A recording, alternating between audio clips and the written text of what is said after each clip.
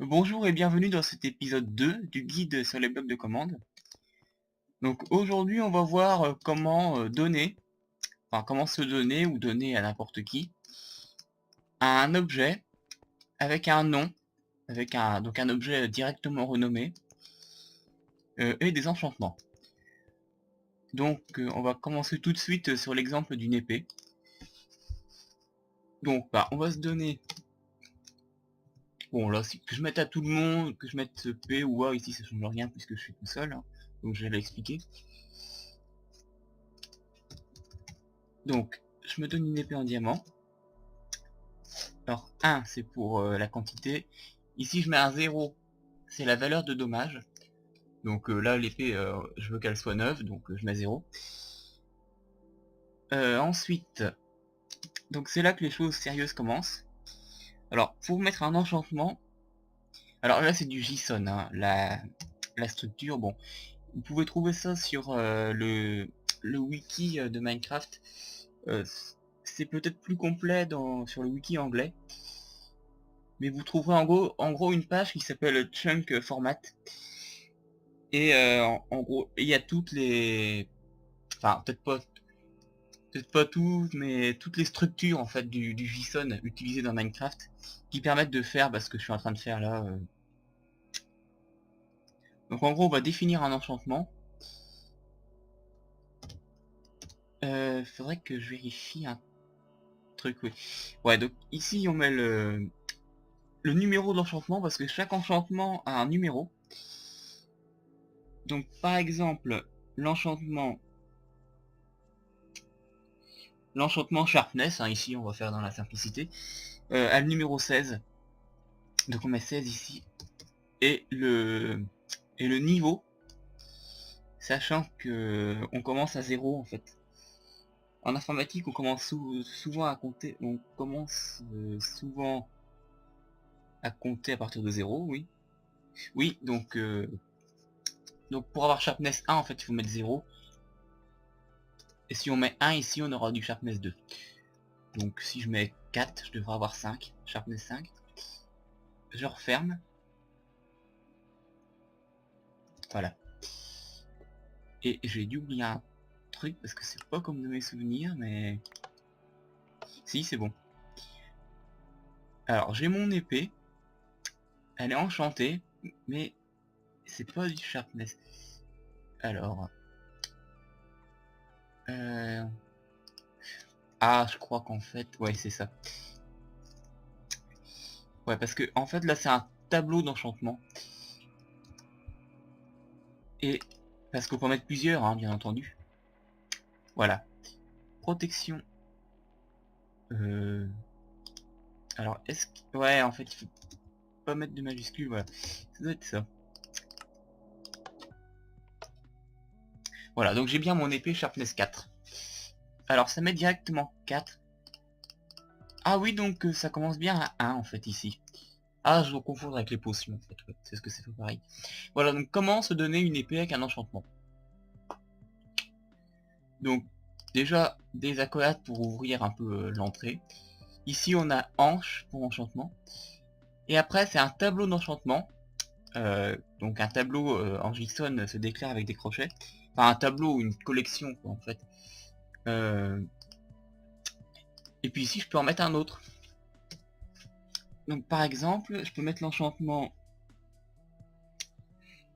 knockback c'est 19.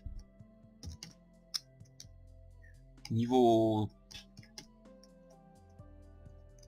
10 vous allez voir que ça marche hein, alors qu'on peut pas l'avoir en survie. Voilà, donc là ça me donne bien mon épée avec les deux enchantements. Sharpness 4 et knockback 10. Bon, alors les enchantements, il me semble d'ailleurs qu'on peut les appliquer sur n'importe quel objet. Hein. Par exemple, si je me donne de la poudre de redstone ici, non, je vais pas me donner de la redstone parce que j'en ai déjà, mais oui, bon, si, ça va aller quand même. Voilà, si j'essaye d'appliquer des enchantements, voilà, ça marche.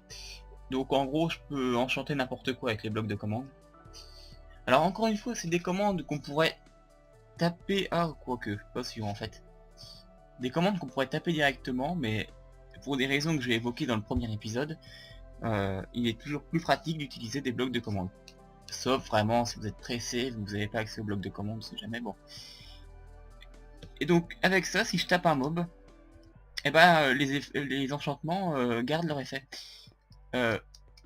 C'est pour ça que dans les cartes aventure, des fois, bah, on a des objets spéciaux comme ça qui servent à taper et qui ne sont pas forcément des épées. Parce que même si c'est de la redstone, là je peux faire mal aux mobs avec ça, grâce à l'enchantement Sharpness. Et Knockback 10, bah là ça va les envoyer très loin. Alors, je vais peut-être pas prendre le temps d'essayer, surtout que... Ouais, si, je peux. Alors, par contre, évidemment, je ne sais jamais où sont. Bon, après, j'ai encore d'autres choses à montrer, donc je vais pas aller vite. Mais si je tape un zombie, avec ça, voilà, on voit bien le knockback 10. Hein. Ouais. Bon, je vais pas m'embêter. Voilà.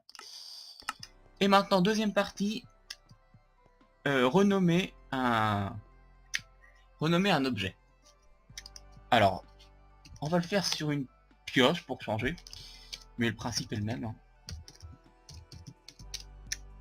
Donc 1, 0 comme tout à l'heure. Ici, on va mettre display. Le display, en gros, c'est tout ce qui est affichage. Tout l'affichage correspondant à l'outil, enfin à l'objet, même l'objet, le bloc, n'importe quoi. L'affichage, c'est donc ce qui apparaît, hein. Tout le texte qui apparaît quand on tient l'objet ou quand on le survole dans l'inventaire, même ici d'ailleurs en bas. Donc, on peut déjà mettre un name pour renommer. Donc par exemple ici, je vais mettre pioche, test pioche. C'est vraiment pour tester. Hein. Et on peut mettre... Alors, je vais déjà faire ça pour vérifier que c'est bien... Voilà, donc j'ai bien ma pioche renommée. Par le nom que j'ai donné, donc. Alors ça le met par défaut en italique et en blanc, en fait, comme si on l'avait renommé avec une enclume. Je vais jeter tout ça. Voilà. Oui, ça mettait tools, oui, parce que j'étais dans la truc. Donc voilà, mon objet est renommé. Et en plus de ça, c'est pas fini, on peut définir ce qu'on appelle des lores. En fait, c'est en gros des sous-titres sur les objets qui s'affichent par défaut en violet sous le nom de l'objet. Alors vous allez voir, et là encore une fois c'est un tableau parce qu'on peut en mettre plusieurs. Donc par exemple ici, si je mets ligne 1 tout simplement, donc je vérifie que je referme bien à chaque fois, voilà. Et bah là, je devrais avoir, voilà, ma pioche avec son nom, test pioche. Et en dessous, on a le ligne 1 en violet. Alors ça, c'est le lore, ça permet d'ajouter une indication sur l'objet. Et les créateurs de cartes aventure sont friands en général de ce genre de choses. Et c'est vrai que c'est assez sympa. Hein. Et je peux en mettre autant que je veux, étant donné que c'est un tableau. Ligne 3, voilà. Et on sépare les éléments par des virgules. Bon, la syntaxe JSON, bon, c'est pas forcément monstrueux. Hein. C'est une syntaxe à laquelle il faut s'habituer. Voilà, donc là j'ai bien mes 3 lignes. Alors, il doit y avoir moyen, j'ai jamais réussi à le faire, mais de formater le texte. Des noms et des lores. J'ai déjà essayé, par exemple, si je veux le mettre en orange ou en gras ou je sais pas quoi. Il y a des structures pour formater le texte, mais j'ai jamais réussi à les faire fonctionner sur les... D'ailleurs, j'en parlerai plus tard, hein, dans un autre épisode. J'ai jamais réussi à les faire fonctionner sur les noms des objets. Donc si quelqu'un le sait, bah, qu'il se manifeste, hein, y a pas de problème. Voilà. Et donc bah, c'est à peu près tout. Je voulais dire quelque chose encore, oui, pour revenir un peu sur la commande, hein, au cas où vous auriez pas eu le temps de voir. Bah voilà. Donc display. Alors dans display, il y a une entrée name. Donc là c'est le nom de l'objet. Et le lore, bah, c'est un tableau qui contient les différentes lignes et séparé par des virgules. Voilà. Et à chaque fois qu'on ouvre une accolade, évidemment, il faut la refermer. Voilà, c'est évident.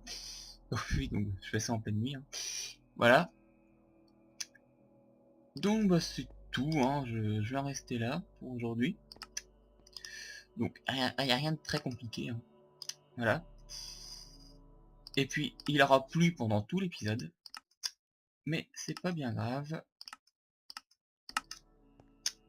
Donc je vous dis à plus tard pour le prochain épisode qui sera consacré aux potions et aux effets de potions. Voilà.